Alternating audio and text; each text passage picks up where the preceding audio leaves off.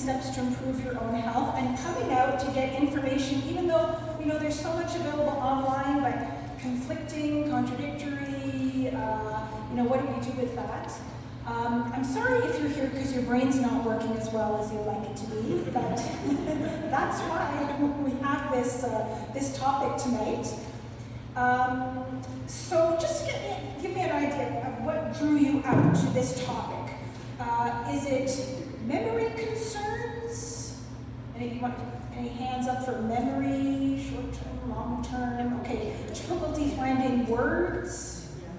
Okay, mood changes? Okay, some people just gonna keep their hands up. What else? Any other? Walking into the kitchen, forgetting why you went in? Yeah, okay, we're gonna talk about that. Brain fog, I heard that. Okay, let's talk about that. Anything else in particular? Just feeling like not as sharp, maybe, as you'd like brain to be? Okay, so I will do my best to touch on all of that. I am personally and professionally interested in the topic of brain health for a number of reasons. My dad had Alzheimer's, and so brain health motivates me literally on a daily basis in terms of my habits, as well as the research I do to find out what I can do now to support my brain for the long term.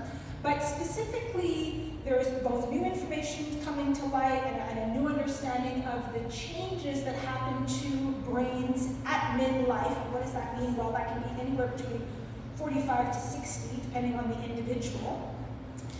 When I first start with this topic, now just to back up a little bit, both men and women undergo brain changes. The brain changes, you can classify them as, say, some age-related changes, as well as changes due to hormonal shifts.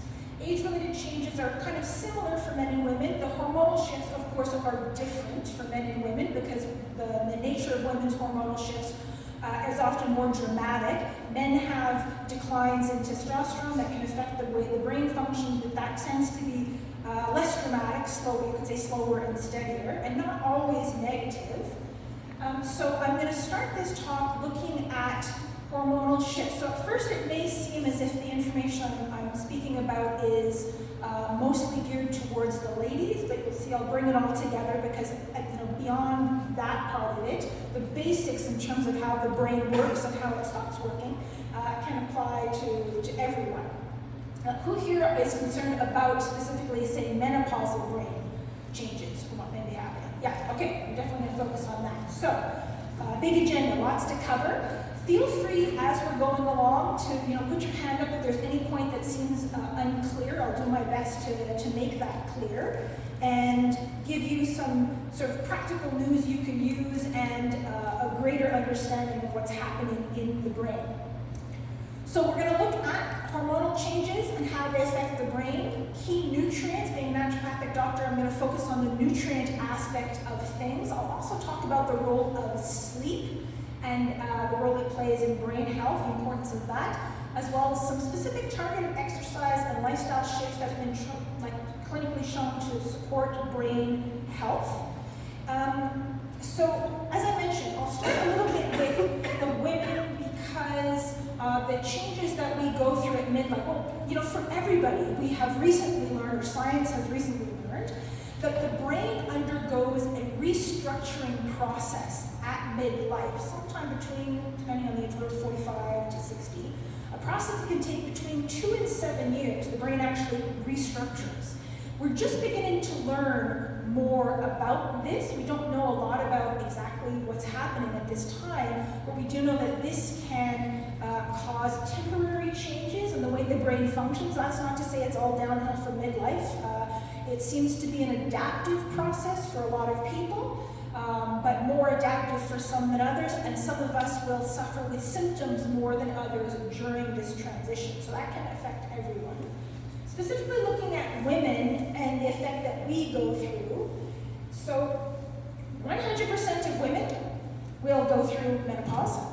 And menopause is not just a one-day process or the period stops and that's it, but there is a period of between, can be start as early as in your 30s, Certainly for women, by the time you're 45, you're definitely in some part of perimenopause. So what does that mean? So here's how the hormones change throughout life. Premenopause, there is a regular fluctuation of both estrogen, which is the dotted line. It fluctuates a lot, well, it fluctuates, but not in a big way compared to, say, progesterone, whereas there's a monthly fluctuation, big spikes and big drops. So the spikes in the middle, where you see both progesterone and estrogen are high, that would be roughly mid-cycle ovulation time, like for somebody who has a regular 4-week cycle, 2 weeks into the cycle, these hormones are peaking. And at this point in the month, life seems good, your partner seems charming, and their jokes are funny, and things are good. And then after about 2 weeks roughly, things change, and there's this drop, this bottoming out. Estrogen drops a little, progesterone drops a lot. And as a matter of fact, it's when progesterone gets almost to nothing, you could say very, very low levels, that's what triggers the bleeding, what's called progesterone withdrawal. And what happens during those few days before we hit rock bottom, right? You can feel anxious, you can feel irritable, you can feel tired, maybe your sleep isn't so great. There's all kinds of symptoms. Your partner's jokes aren't so funny now. Like, things change, but fortunately, they usually only change a little bit for a little while, then progesterone starts coming back up, estrogen starts coming up, and everything's good again, right? Now, some people have more severe, PMS symptoms, for example, or fluctuations, a condition called PMDD. We're not talking about that, but this is just sort of a rough idea of the kinds of symptoms that can be promoted even when hormones are changing within their what we could say normal or usual range. And then of course on the right side we have what would be considered to be menopause or postmenopause. Technically the definition of menopause is 12 months without a period.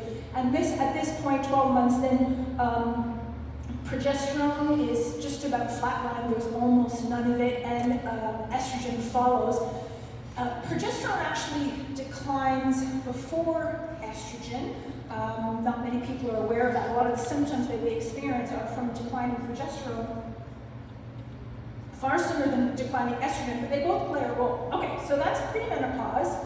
This is essentially menopause on the right, where the hormones, you could say, peter out. What about perimenopause, this transition that can start as early as your 30s and last 10 to even 15 years. So here's perimenopause in the middle.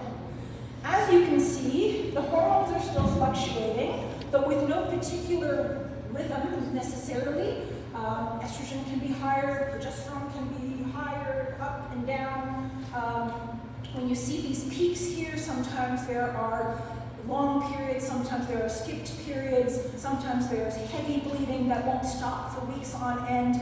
And as you can see, in general, like I mentioned, progesterone tends to decline months or sometimes even a couple of years before the estrogen really drops out. And the difference between those high estrogen and low progesterone, they can cause their own symptoms. So, all this to say that I wanted to start with women because there's a more dramatic change, and all these changing hormones, this is sometimes called like cooler puberty or reverse puberty, or there's like these big dramatic symptoms. As you can imagine, the symptoms that come along with the usual changes are amplified when the hormones are all over the place. So this can definitely affect mood and a variety of other symptoms, and I'll talk about that shortly. So for men, changes in testosterone are often, they can also affect cognitive function and the way the brain functions. That can also start around midlife for sure, but the changes are often not so dramatic, but they can be more slow and steady. But a lot of the symptoms I'm going to go over could still affect you. So, worst case scenario, here is a headline from Newsweek from last summer. A woman in a psych unit diagnosed with dementia at 56, but it was menopause. She was misdiagnosed. Now, this is how bad it can get, right? And when you undergo these changes, you could feel like you're having is this early onset dementia, or is this how it begins? It can be that traumatic. This particular case was one in the UK. There's also a similar case in the US. In this woman's case, somebody finally did recognize that she did not have dementia. It was not early onset Alzheimer's, and in her case, she was prescribed hormone therapy, and within 3 months, her cognitive function was back to normal. So that was a dramatic example, and on that note, for some individuals, for some people, hormone therapy can make a huge difference in cognitive function. That doesn't mean that it's the right choice for everybody all the time.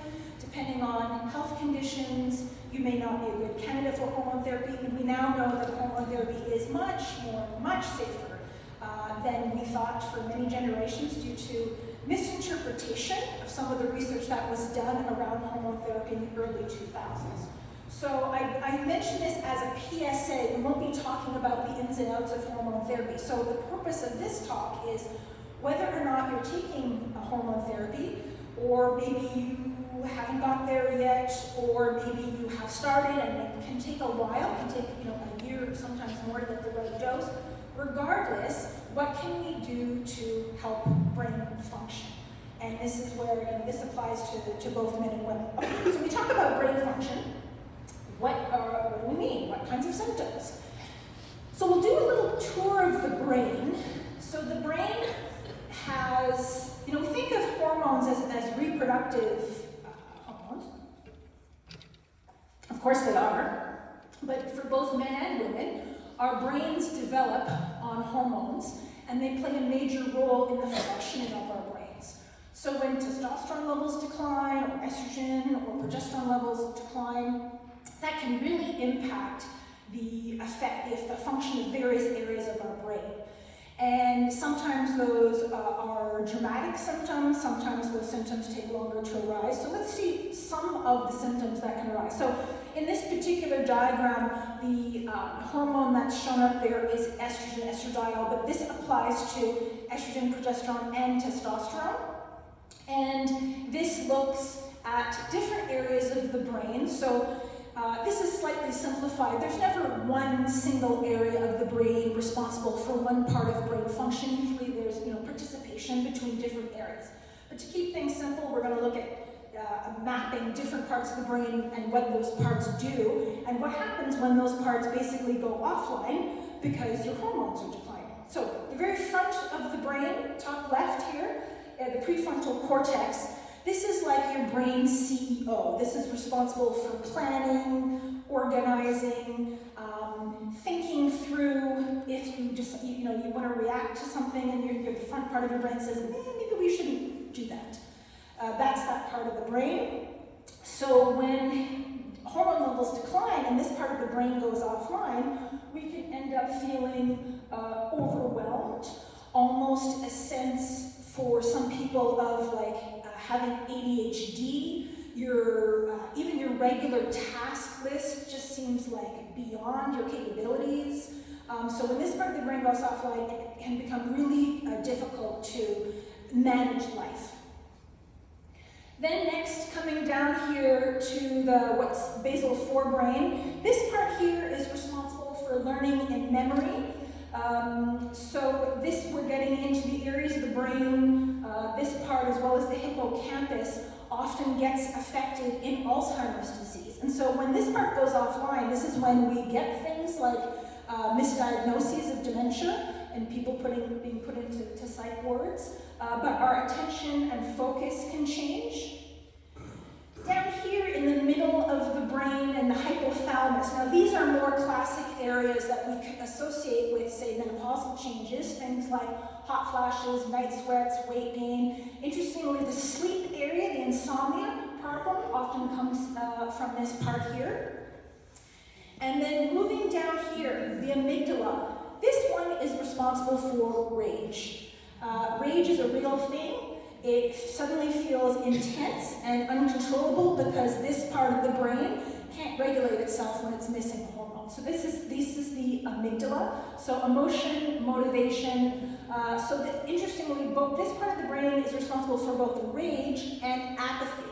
Just not caring. I don't know if you've ever seen the video from the woman of the We Do Not Care Club, and she just lists this long list of things we no longer care about, like having a pedicure before we put our sandals on, or like just all this stuff we used to care about. Anyway, she's good. Okay, next. The serotonergic system in the sort of mid-back of the brain, affect and mood. So when this part isn't working, flat, low mood. Something called anhedonia, which is a loss of pleasure in all the things that we used to find fun and pleasurable. And one woman said to me, my whole life I loved flowers, obsessed with any kind of flowers. And suddenly I don't care about flowers anymore. So that is this anhedonia. Now, again, this is not all the end of the road. These kinds of things do come back, but we're going to talk about how to get back to work better. The back of the brain here, the adrenergic system. So this is attention, arousal, and the alertness, focus. So when this goes offline, anxiety becomes huge. Anxiety associated with these kinds of changes can be overwhelming and just like life-changing. Sometimes associated with a sense of dread or doom, impending doom for no reason. That comes from that part of the brain. And then this one back here, we love this one, the hippocampus. Losing your train of thought mid-sentence, just goes blank. Word finding, by the way, that involves a few different parts of the brain, but word finding can be really difficult. One woman reported the other day, she said, I've been in my job for 20 years and I was giving a presentation, and for the whole presentation, I couldn't think of the word budget. And so to try to do the whole presentation without using that word, it was really hard. Word finding, a big problem, or substituting the wrong words, that's connected a little bit with losing your train of thought. And then at this sort of rarely at the back of the brain, rumination and earworm. So rumination, just thinking on the same thing again and again and again, whether you want to or not. And then earworms, having just a line and a song that goes through your head again and again. You can wake up in the night with this. Anybody have yeah, right? I did a talk recently and somebody said, is it always 70s music? It's not. It can be any music. It's not always disco. And then this last one here, where because of the shadow, we can't see this part of the brain at the top, but interrupted sleep, as well as feeling sensitive to everything. You just can't wait to get your leggings off at the end of the day. It's driving me crazy. Overall, not in any, well, in a few particular areas of the brain, but the brain overall, the sense of brain fog. So it is literally, who here has had experience with brain fog? Like it's almost like jet lag, but you haven't traveled anywhere, right? Or you just can't feel sharp. And that comes from a few different areas of the brain, as well as low energy production in the brain, because the way the brain produces energy at the cellular level, ATP, has changed and changes during this time. There's a lot of symptoms. Now, I'm just here focusing on the cognitive symptoms. There are a lot of symptoms that I'm not touching on here, like frozen shoulder, 100% perimenopause thing. There are plantar fasciitis as well. There are a number of other things that we won't have time to get into. Oh, by the way, the one about walking through a door, just to put your mind at ease, right now we're going to a kitchen. They have done studies that shows, for all people, of all ages, walking through a doorway causes you to forget things. So, I mentioned this one because at least you can feel better about that when it happens, because when it happens to everybody, you think, oh, here we go, this is it. So the key is that when you go back to where you came from, that thing pops back into your mind, right? Okay, good, that's a good sign. If it doesn't, it's a little more problematic, but we can work on that too. Some of that is busy brain, just not attending to what you were doing. But also, my kid's 13, he walked in the kitchen the other day and went, I can't remember why I came in here. And I felt so thankful. So yes, it does really happen to everybody. Okay, any other symptoms? There's so many, right? Any other symptoms that weren't covered? Okay, they may come up. All right, so like I said, we're talking here about what we can do. Now we're going to move on to both, back again, both men and men and women solutions. These symptoms can apply to anybody, but more dramatic in women. And whether or not we're doing hormone therapy, what kinds of things we should do.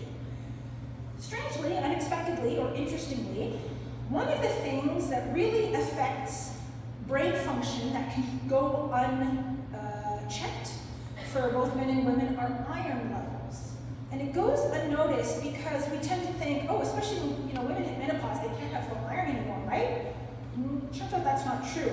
Especially for women who've had any of those heavy bleeding episodes that are really common in perimenopause, low iron can happen. Men can also become low in iron. Low iron seems to be more common in everybody since the pandemic. We don't know if it's being checked more, but study that came out very recently showed that, well, we know this for men and women, but this was specifically looking at middle-aged women who had sufficient iron levels perform better on cognitive function tasks than women who have insufficient. What is insufficient mean? Well, we don't get flagged for having low iron until usually until your ferritin's under 30. They just changed the guidelines. Hopefully you get flagged if you're under 50. But all I'm saying is next time you go to the doctor, or if you're worried about your brain function, or have any history of low iron, get your iron levels checked. Make sure they include the ferritin. Ferritin is sometimes overlooked because it's considered to be a storage form of iron. So I think, it's just a storage form. But it turns out that this, if your ferritin levels are below 60, technically in this study it was 62, but nanograms are the unit here. So ferritin below 60, that level of iron can be impacting your cognitive function. We know that low iron, certainly if you're below 50, it's likely undermining your brain function. We know low iron leads to anxiety, low mood, and poor sleep, which are all the symptoms that also we see at midlife and with hormonal change. So check the iron. If it's under 60, do something to get it up. Supplementing, for example. There are many different iron supplements. Unfortunately, the majority of them on the market are really hard on the stomach and hard on digestion. Anybody have a history of low iron? What if your ferritin is 900 or more? Is 900 or more? Yes, thank you for bringing that up. So, if your ferritin is high, you should not supplement with iron at all. There is such a thing as having too high ferritin. Even over 300 is concerned. It's less common, but it does exist. So if that's the case, then your doctor needs to investigate as to why the ferritin is high. There are problematic reasons and benign reasons. Yep. It's genetic. Okay. So then they still may suggest that you say donate blood or bloodlet or do something to lower your iron levels. It's uncommon, but it's good that you mentioned that. Anybody with a history of low iron?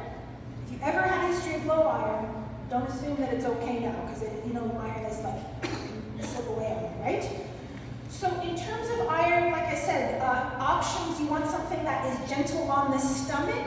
Here, this mild iron bisglycinate, so ferrous bisglycinate, is a form of iron that's gentle on the stomach, much less likely to cause constipation. For example, you want to aim to have your ferritin over 60 at the very least, and around 100 I find is, if your ferritin's at 100, then it's not contributing, your iron levels at least are not contributing to any problematic symptoms. If hair loss is a concern, you want to aim to around 75 to 100 as well. This particular formula comes with vitamin C, which helps you absorb iron, as well as folate and B12, which helps to convert the iron into, or help you make new red blood cells to carry that iron throughout your body. So the reason why low iron impacts our brain function and leads to all these symptoms, and low iron makes anybody who has it feel not good, is because iron carries oxygen to your mitochondria, and the mitochondria are the cellular batteries, powerhouses. They are what make us go, what give us energy. And so if you don't have enough iron so every time we breathe in, when we take a breath, 90% of the oxygen we breathe, the purpose of that is to deliver the oxygen to our mitochondria that make us energy, that keep us alive, which is why when you stop breathing, you don't last very long. because your cells stop producing energy and you stop living. So we're going to get back to mitochondria later, but that's just the point of having iron. It brings oxygen to your mitochondria. Okay, so that's iron. It is not something that affects everyone, but I mention it, something that's worth checking out, because you can do all kinds of things, but if your iron's low, your brain won't work well, and it's easily overlooked. Okay, next, in terms of nutrients that help the brain work better, help improve the function of your brain tissue. Your brain is 60% fat by dry weight. What does that mean? Well, like the rest of the body, the brain is about 70% water. When you take out the water, the organ you have left is mostly fat. And you literally are what you eat, or your brain is what you eat when it comes to fat. And so having healthy fats are critically important for good brain health. And if you eat a lot of unhealthy fats, ultimately that does get into your brain. So the challenge here is to get more omega-3s. As you probably have heard, the North American diet is very high in omega-6 essential fatty acids, things like vegetable oils, for example.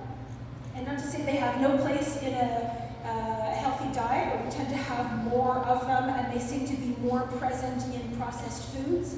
Also, when they're cooked at high temperatures, like in frying. If you're going to fry foods, you're better off frying them in things like duck fat and lard and these nice old-fashioned fats than vegetable oils, which get damaged at high temperatures.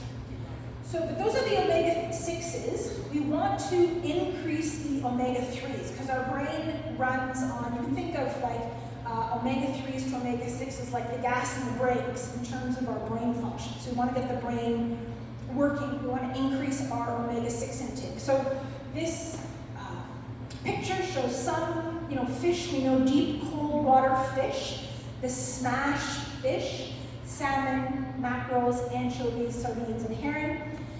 Those are the smash fish. The smaller fish, like the sardines here, they are naturally, if you're going to have this in food form, the smaller ones are naturally lower in environmental contaminants because they're small.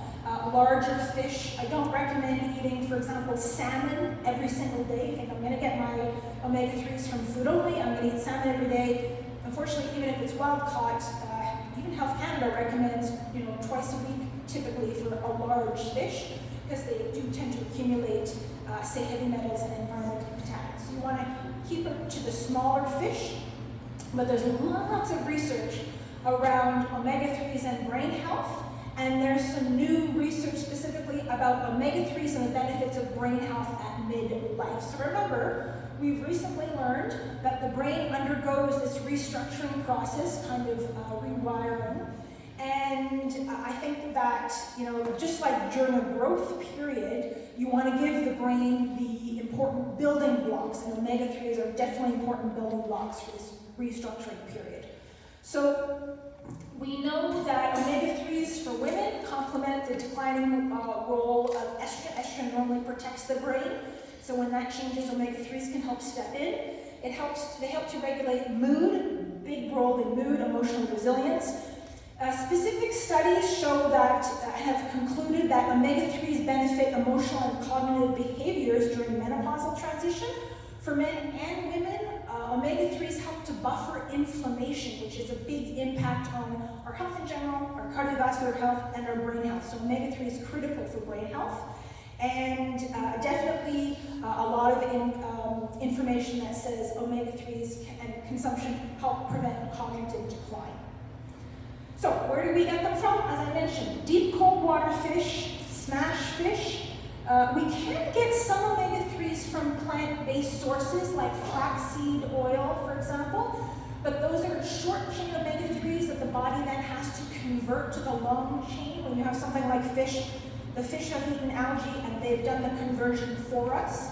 For people who are following plant-based diets or who are allergic to fish, you can get algae-based omega-3 supplements. They're usually not as high in omega-3 as, say, a fish oil supplement, but it's still an option. And when it comes to fish oil supplements, that is probably your best way to get, if you want to get your omegas in on a daily basis, in specific amounts, therapeutic amounts, like the type of amounts that are used in clinical trials. The advantage, I'm not saying not to eat fish, fish is still part of a healthy diet, but the advantage that a fish oil supplement has is these are purified, something called molecular distillation. They essentially spin the oil, and the heavy metals will go to the side, and then they draw the clean oil off the middle. And then they test them to make sure that they are free of the environmental contaminants you'd find in fish. A good quality fish oil will also be tested to make sure that the oil isn't damaged and that you're getting the exact amount of omega-3s that the label says at the end of the shelf life of the product. So, as an example, here, Regeneralife, this is what we consider to be a pharmaceutical grade fish oil, standardized to contain 2,200 milligrams per 2 soft gels, so 1,100 per soft gel, to support cognitive and brain health, and has no fishy aftertaste, is available with or without vitamin D, and it's tested to make sure it's free of the contaminants that you wouldn't want in there. Anybody already take fish oil? Ooh, that's good, okay, because you're aware of brain health. Okay, that's great. Okay, any questions about fish oil?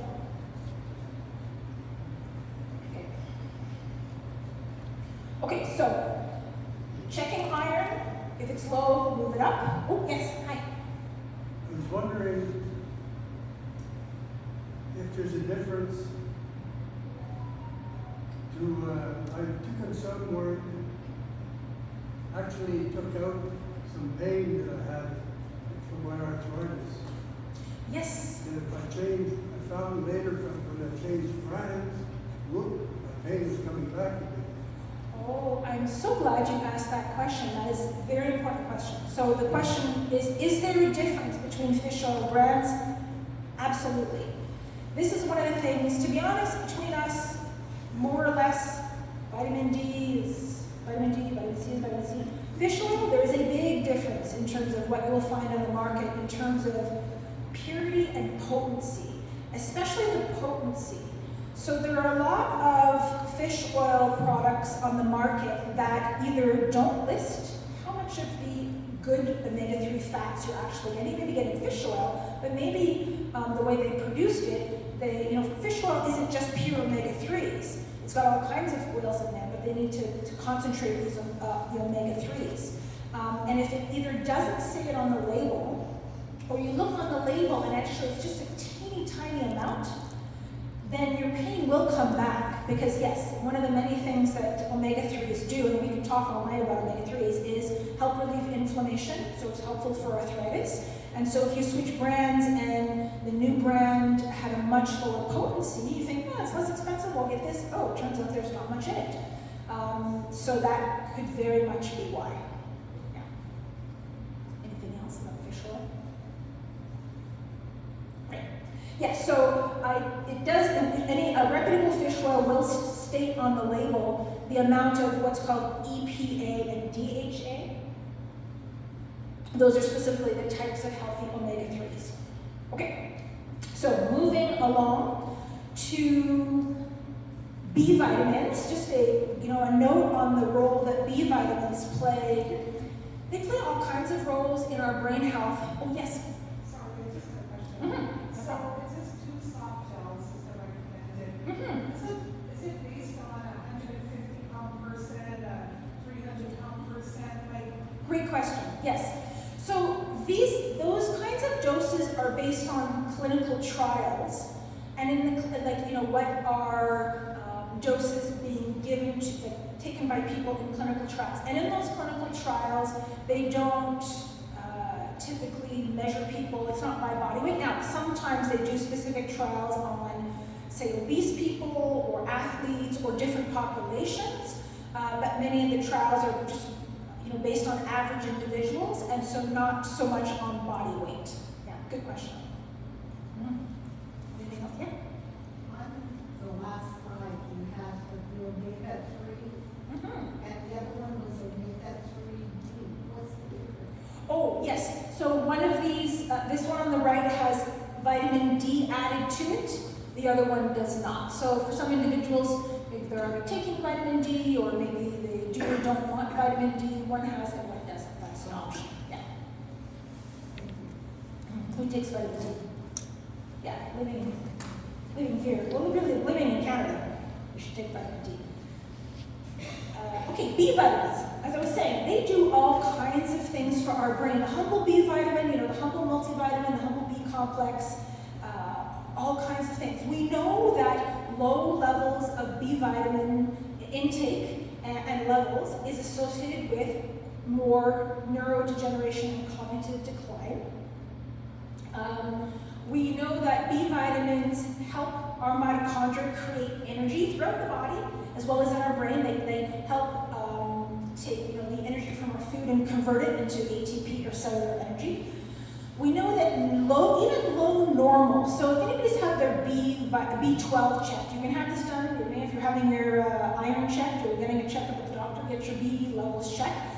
Anything below 350, you're not flagged as being vitamin B deficient until your numbers are less than 100. But if you're below 350 on the B vitamins, that can cause symptoms such as forgetfulness and clumsiness. Those are just symptoms of low B12. It's a vitamin that affects neurological function. I remember when my dad was progressing in his Alzheimer's, and certainly he absolutely did have Alzheimer's, but we also happened to start him on a B12 supplement. And boy, within a week or two, suddenly he was recognizing my mom again, and he used my name again, and I was, what's going on here? And I realized that, yes, my dad still had Alzheimer's, but he also had B12 deficiency, which we saw later on his blood work that had been done before we started this. And so sometimes it's not just one thing, and we want to make sure we tackle all the different aspects that can contribute, and nutritional aspects that can contribute to brain health. B vitamins in general tend to help lower levels, certain B vitamins, B6, B12, and folic acid help lower levels of homocysteine, which is a risk factor for cognitive changes. I would say below, if your B vitamin B12 is below 350, that could be leading to symptoms that affects memory and coordination. And as I mentioned, these make energy. So if you're taking a B complex, so people will take B complexes for stress, for example. We do use more of them when we're under stress. That's helpful. But if you have either a separate B complex or a good multivitamin that has high levels of Bs, that can be really handy. So one more thing I'll mention before we move on to a few other nutrients, and then we'll talk about sleep. Just so you're aware, there's this kit. So if you're thinking, okay, yeah, I think I need a B, I think I need some omegas, check. It's starting to feel like a lot of bottles. This kit here, CogniSave, it's designed to basically take the guesswork out of these brain health nutrients, B complex, omega-3s, phosphatidylserine, phosphatidylcholine, which are also important nutrients for brain function. We won't talk about them, but and this one is coming on sale, I think, right now. It's on sale right now, right? Yep. For $39, Yep. $40 Yep. for that's a 1 month supply of these packets, 1 packet per day. And buying these supplements separately, would be like 5 different bottles, right? And you fill with the different bottles. It would be over $100 for that. And so it's sort of a convenient and really economical way to pick a few different brain health nutrients. So just put that out there. Okay. Magnesium. Who takes magnesium? That's good, because magnesium is really challenging to get through diet alone, and it does, as you've probably heard, hundreds of different things for us. And who's heard of magnesium threonate? Okay. So I'm just checking because I think that if you're doing any online research about magnesium or about brain health, this nutrient tends to come up. So magnesium is a really important nutrient for, as I mentioned, hundreds of different functions in the body, muscle health, keeps your heart beating, it's nice and relaxing, really nice to take at bedtime for more relaxing, peaceful sleep. And this particular form of magnesium, the form called magnesium L-threonate, It's a form of magnesium that has been shown to cross the blood-brain barrier to help raise magnesium levels in the brain.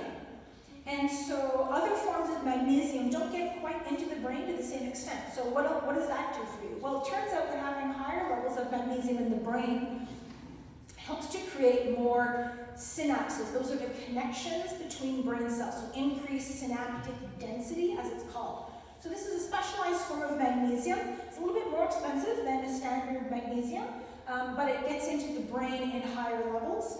And so for some individuals, it's not the type of thing that you take and a few hours later, there's some other things you can take and you really feel it. But over time, usually within a few weeks, to help improve and increase brain function. So I just mentioned that magnesium L-threonate, in case you haven't heard of it. It goes by the branded name called Magtine and has been the subject of a number of clinical trials. So it's the only magnesium on the market that has this claim that you'll see on the label, helps to support cognitive function. In this particular one, in the elderly with mild cognitive impairment, they've done a few other studies on it. By the way, hopefully you know that any supplement sold in Canada will have an NPN number. You can't see it, it's a very small number on the side of the label here, but it should be somewhere on the label, clearly visible. And that NPN is a natural product number, which means that this product in this formula has a license behind it. The NPN is a license issued by Health Canada, which means that the product doesn't make any claims that aren't substantiated by science. So when it says helps support cognitive function, that means there's a study, at least usually they make you have a few studies, that shows that is the case. As well as the product needs to meet certain criteria, testing for heavy metals, meet a certain standard.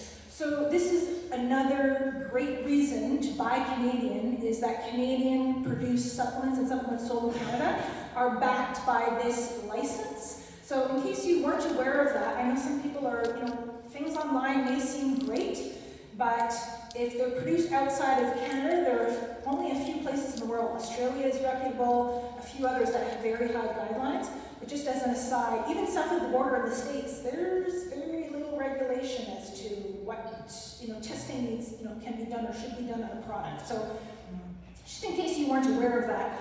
So when a product like this says help support cognitive function, that means Health Canada has looked at the research and said, yeah, the research is compelling enough for you to put that on the label. So did you know that? But, yeah. Mm-hmm. Is it true that magnesium absorbs better in the body when it's consumed with calcium? No. Yeah. Now, magnesium and calcium do complement one another in a number of ways. They are like, buddies, salt and pepper, yin and yang. They work together. But in terms of absorption, the absorption mechanisms are different.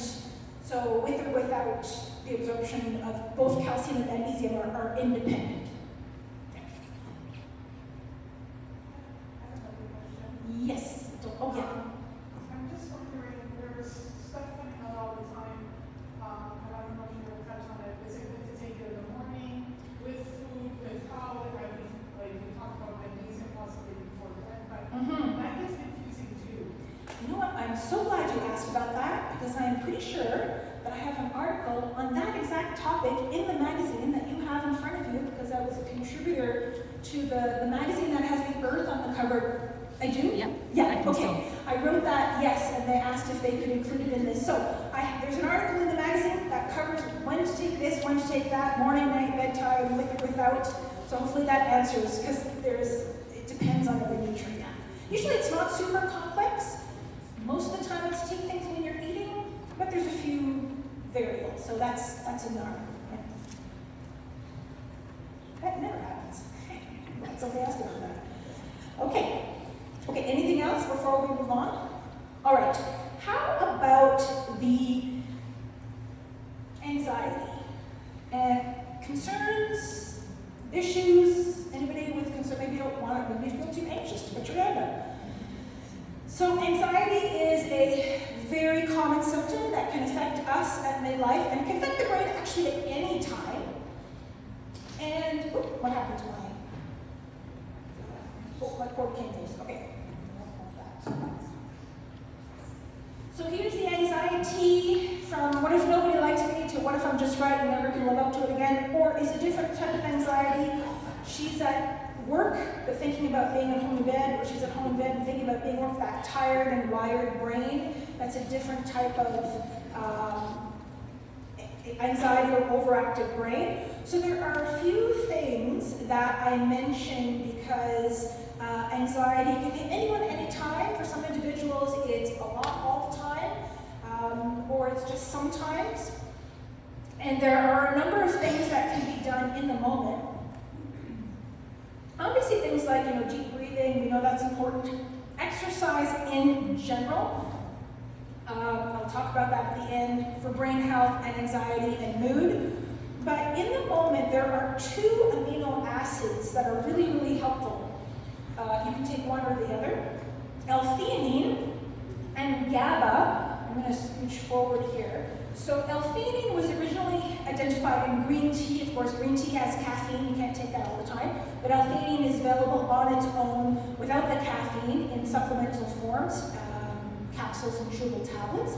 There's another one called GABA. So GABA stands for gamma aminobutyric acid. It is our brain's primary calming or inhibitory neurotransmitter. It helps to calm us down. We make a lot of it, or should, in our intestines. Sometimes that changes and it goes up and makes our brain feel calm and relaxed. GABA is available also in a supplemental form. It's a natural amino acid. It's not habit-forming. It doesn't cause drowsiness. It has no drug interactions. And it can be taken as needed. The chewable tablets, there's chewable tablets, there's capsules.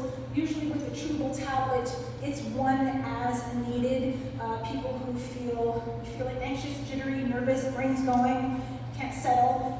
One of these within 15 to 20 minutes, noticeably calm. Now, if you're already feeling calm and you take one, you probably won't notice anything. But if you're feeling anxious, this can help take the edge off.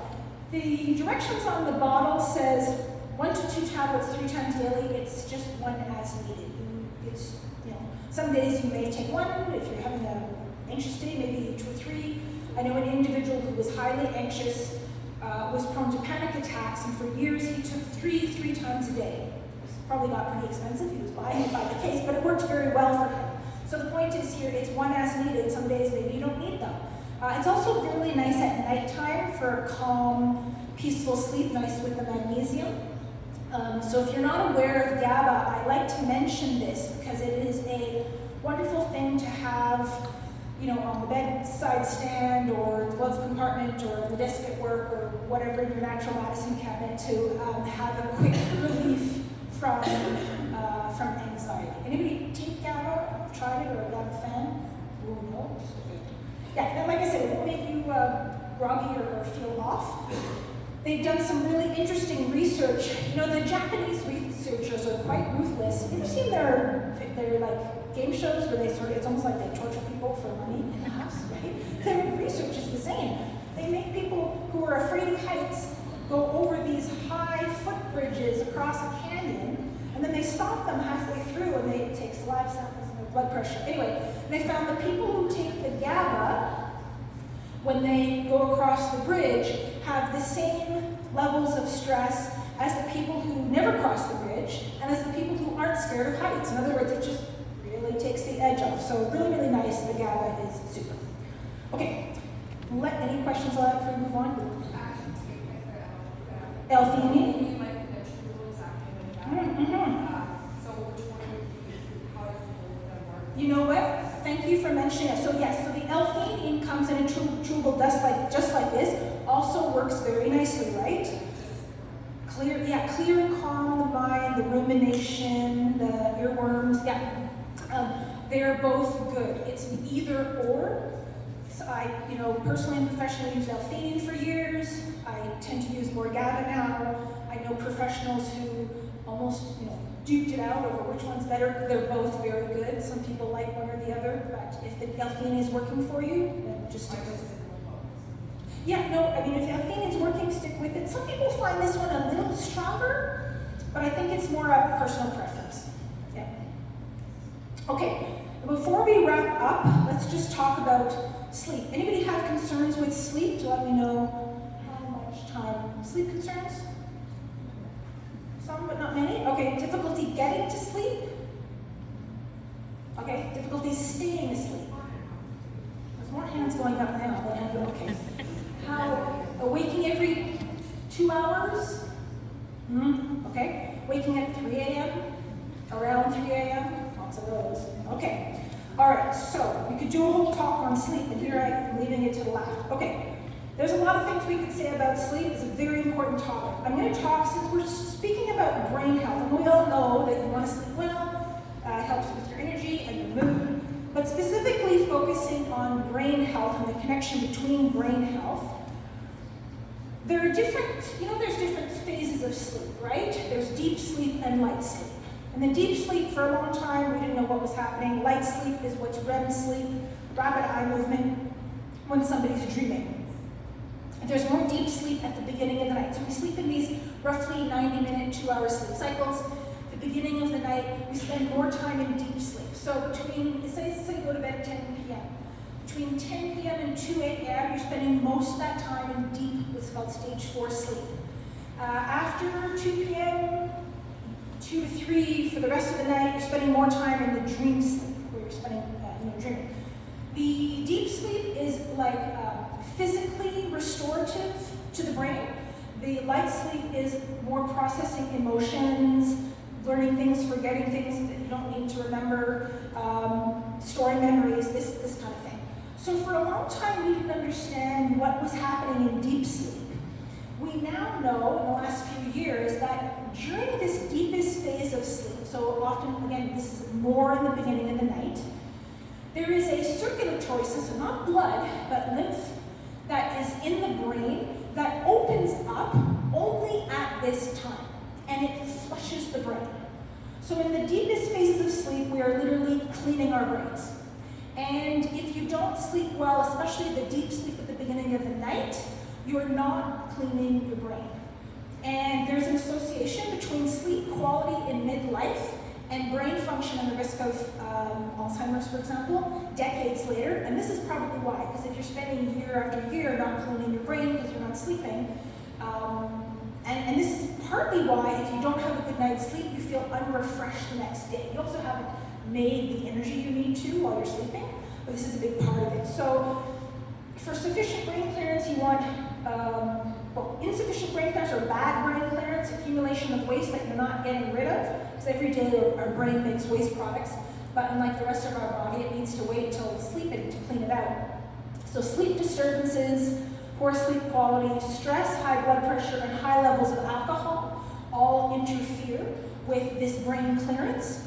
On the flip side, effective brain clearance depends on good deep sleep quality and quantity, good vascular health, regular exercise, and low levels of alcohol. So regular exercise helps with more deep sleep, a more effective brain cleaning. If you're really interested in this topic, this comes from a journal, the Journal of Cerebral Blood Flow and Metabolism, Achieving Brain Clearance and Preventing Neurodegenerative Damage based on the lymphatic system is what this is called. So this is the importance of deep sleep. Now, there is a lot of sleep hygiene tips. Because we're running short on time, I won't spend too much time on these, but sleeping and waking at the same time every day, keeping a schedule, helps set your body's circadian rhythm. Sleeping in a completely dark room, or if necessary, wearing a light blocking mask. Looking at natural light as soon as you wake up in the morning, so flipping the lights on, opening the blinds if the sun's up. Avoiding caffeine afternoon. Don't underestimate the effects caffeine have on sleep. Even for the people who say, I can have a cup of coffee and go straight to sleep. Studies have shown that actually they're not sleeping as well as they think they are. Avoiding screens near bedtime. The blue light from the screens tells your brain it's daytime. And you won't make as much melatonin. Eating clean and staying hydrated, exercising regularly, connecting with nature. This isn't just general advice. All of these have research behind them that they specifically increase the amount of time you'll spend in deep brain cleaning sleep. Also consider a white noise machine like a fan or something like that if you don't already. One thing that affects our sleep quality that can easily be overlooked is blood sugar that fluctuates throughout the day. So if you have a desire, a snack between dinner and bedtime, especially sweet or carb foods, munchies in the evening, all of these are signs that your blood sugar is fluctuating a lot. And when your blood sugar fluctuates a lot, it fluctuates during your sleep, and that either sometimes, if it's bad enough, can wake you up in the middle of the night, or you just aren't getting a good deep sleep. So avoiding refined and processed foods like the white flour or white sugar, eating protein, fat, and fiber at each meal, and aiming for 35 grams of fiber each day will make a big difference in terms of maintaining stable blood sugar, which helps with all kinds of things, but also sleep quality. And then in terms of sleep supplements, there's a lot of things we can talk about, and I'm happy to answer questions on this. Melatonin works well for some people, but not well for others. Yeah, so who here has tried melatonin and it works well? Okay, who here has tried melatonin and they don't feel good? Oh, well, I see lots. So, or who here has never tried melatonin? Okay, so melatonin is not the be-all and end-all of sleep supplements for some people. It works great. Strangely, I find more men than women really respond well to it. And even if you do like it, the dose can range from a milligram, even half a milligram, to 10 milligrams. I know one individual who takes 50, which is like enough to knock out a horse, but it works for him. The point is there's a lot of melatonin-free sleep options. So the GABA that I already mentioned and the L-theanine, they do not cause drowsiness, but taken at bedtime, it just does provide more relaxing sleep, as well as magnesium. So just those on their own are really nice. For people who need more sleep help, but don't do well with melatonin, this is an option that's newer to the market, something called Peaceful Z's. It's an extract of young corn leaves. When corn leaves grow to about 12 inches, they have this compound in them called 6-MBOA. Once the corn gets any higher than that, the leaves, it goes away. This can be extracted, and it fits into the body's melatonin receptors, so it has the effects of melatonin, but it's not melatonin. So some people find that this gives them a deep, relaxing sleep without the side effects of melatonin. So I'm just mentioning that in terms of just one melatonin-free sleep option, because so many people put their brains up, or their hands up. Oh, by the way, the dose here, 1 to 2 capsules, 30 to 60 minutes before bedtime. I say start with 1. It's pretty strong, and then, and if not, some individuals, 2. My mom's 88, she takes 2 of these, she really likes that. Okay, any questions on that? I know we're running almost out of time. Yeah, on that sleep. One other thing we have touched on is if our noontime nap is too long, Oh, yes. it can affect our sleep later on. Yes, very good point. Yeah, that's good. Something good to add to my sleep hygiene tips. Naps. Be careful with naps. Not too long and not too late in the day. So no more than 20 minutes, because once you pass 20 minutes, you can get into like the deep stage of sleep, which you don't want to do that during the day because it can stop your deep sleep at night. And not too late in the day. Usually, it's certainly not after dinner time. So if you're starting to feel sleepy, then trying to go for a walk. You know, falling asleep on the couch in front of the TV and then trying to get a good night's sleep later is, yes, I see people giggling already on that one.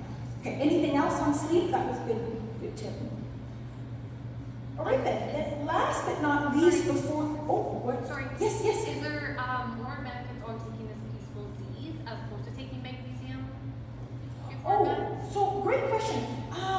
They're very different. So magnesium is really lovely to take at bedtime because it relaxes your muscles and it has an overall relaxing effect, but it does not cause drowsiness per se. So for some individuals, if you're just wound up and you just need to relax, some magnesium or some GABA, that may be all you need to get into a good sleep. But for some individuals, they need a true sedative, like a sleeping product. So this is where the Peaceful Z's come in. So not everybody will need that, but if you find that just some magnesium or some GABA isn't quite enough, you're not getting a good deep sleep, that's where the Peaceful Z's come in. So, Okay, thank you. anything else on that one? Okay, so last but not least, there is a really important association between your muscle mass and your brain health at almost any age. Actually, starting at midlife. So in other words, you can be jacked as a young person, bodybuilder, whatever, in your 20s and even your 30s, and that you may or may not have a healthy brain later in life. But interestingly, studies have shown, starting at about 40 or 45, people who, first of all, people who exercise more and people who have more muscle mass have better brains later in life, even decades later. They've done studies where they put people through, so they give people cognitive function tests, and then they put them through resistance, so strength training. And then after, I think those ones were 4 months, they test them again. The people who built muscle compared to the people who say were just walking or doing yoga actually perform better on the cognitive tests. Building muscle builds brain cells. Any kind of exercise is good for your brain, but having higher muscle mass is associated with a literally larger brain, lower risk of dementia, and better brain function both now and decades down the road. If there was sort of one thing that you could do for your brain, it would be to start on resistance training. You don't necessarily need to join a gym. If you want to, great, if that's motivating. But even a lot of body weight exercises make a difference with your muscle mass. And so definitely lots you can do on that. Muscles essentially act like an endocrine organ, releasing compounds that help protect your brain function and make your brain work better both now and in the future. Who here does resistance training? A few, about a few, okay. I know we're hearing a lot about it, but science does back up the fact that bigger, you don't need to be gigantic, but exercising your muscles helps to build a better brain. On that note, we're running out of time. I feel like there's all kinds of things still I could touch on, but I don't want to overwhelm you. Any specific questions on that or anything else we talked about? Yeah. Yeah. Pardon me? On your screen at the beginning, it was about low weeks. Yes. And it said low, like normal, Oh, there's an association with people with low levels of B vitamins and higher risk of a number of neurodegenerative conditions, Alzheimer's and Parkinson's. Low B vitamin intake seems to be a risk factor for that. Yeah. So say you've had your levels tested and your vitamins, they're all coming back normal. Good. Is it still beneficial to do any of these supplements? Well, it's sort of, you have to take them individually. So for example, if you have your iron tested and your iron levels are above 60, there's no reason to take an iron supplement. If your B12 levels are above 350, you don't need a B12 supplement. B vitamins are ones that we use on a daily basis. So depending on your history, you may or may not need that. Omega-3s are really challenging to get from diet alone. It's not one that can easily be tested. The body uses them up, so that's sort of, I would consider to be a foundational nutrient. So it really depends on the individual, your diet, for example, but it is, I would say, on a case-by-case or nutrient-by-nutrient basis. Right. So if your magnesium, calcium is good, you wouldn't supplement those things. No, exactly. Those things, if your magnesium and calcium, those things aren't usually tested, and if you're meeting the recommended daily intake. So it's worth checking out, for example, the recommended daily intake of magnesium for women, actually females aged 14 and up, is 360 milligrams per day. Anything under that, and you're not getting enough to meet your needs. So, check your diet, maybe do a tally, and if you realize you're low in magnesium, try to eat more magnesium-rich foods, and or consider a supplement. If you're having muscle cramps, it really depends on symptoms, right? This is, what brings us mostly out to the talk is because we're having symptoms that we don't like. Does that make sense? Yes, anything else? Was there, I thought I saw another hand. Oh, yeah. I'm just wondering about dizziness and if that's associated with menopause or hormones, because I've been experiencing that more in my recent years as well. Potentially, yes. So dizziness, of course, that can be low blood pressure. By dizziness, you mean spinning or lightheaded? Both. absolutely, that can be a perimenopausal symptom, as well as something called paresthesia, which is numbness and tingling that can happen almost anywhere in the body. But those are symptoms also you want to check out to make sure you don't have low blood pressure, that your potassium levels are okay. So you do want to, get a neurological, you can get a quick neurological assessment. So it is still worthwhile to check in with your doctor, but absolutely those are symptoms that can be associated, and dizziness with menopausal changes, for sure. Yes?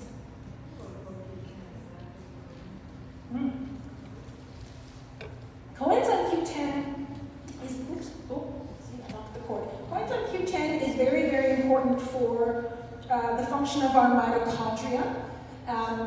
It helps to throw and catch and pass electrons down the basically conveyor belt that makes energy.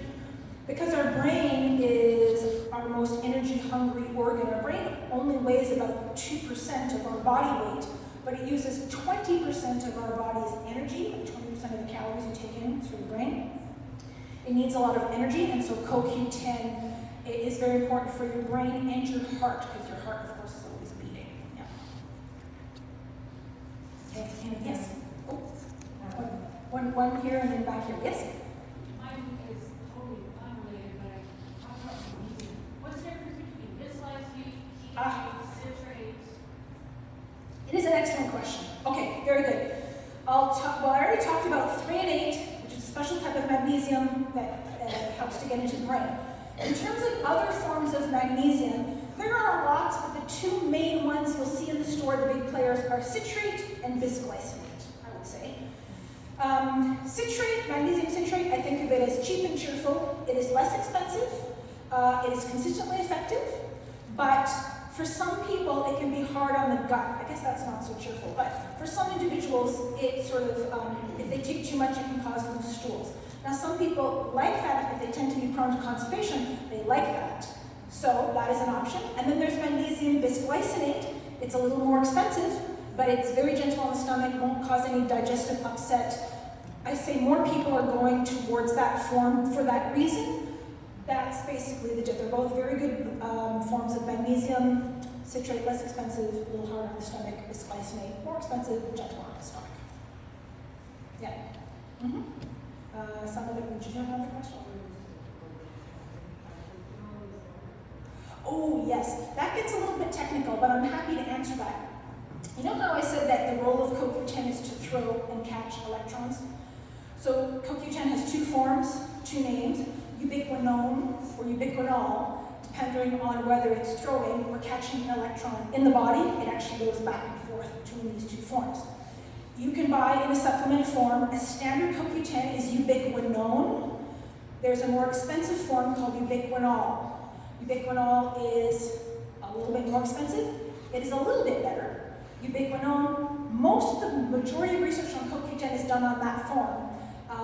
Also works. And it's a little bit less expensive. So if budget's no option, you can get the ubiquinol.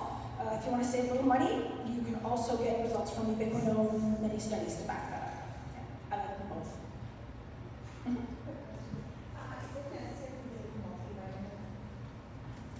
Is it necessary to take a multivitamin? It really depends on your diet and your lifestyle. For most people, I find it's an inexpensive or easy way to bridge the gap to make sure you're not missing out on specific nutrients. For the majority of people, I find that, but it really depends. And if you're active, because we're all going to start working out, right? Then a multi comes in really handy. Okay. All right. Oh, one more question. Then we're going to do the draw. Yes. So if you have an allergy for the omega-3s, Oh. and can only take plants, what would be the dosage that you have to take for plants? So fortunately now there are a few good options like a marine algae-free, plant-based. There's a few, I should put them up on the slides. Depending on what your health concerns are, it's still nice to aim for 1,000 milligrams, if you can, of the omegas. Usually would be a combination of EPA, DHA. Like I said, with plant-based, you usually have to take a little bit more, but that's a good goal. So that's where you really want to read labels to make sure you're getting a good dose. Yeah. Okay. All right. Thanks so much, everyone, for your questions and engagement. Really appreciate it. And it looks like we're going to be doing the draw.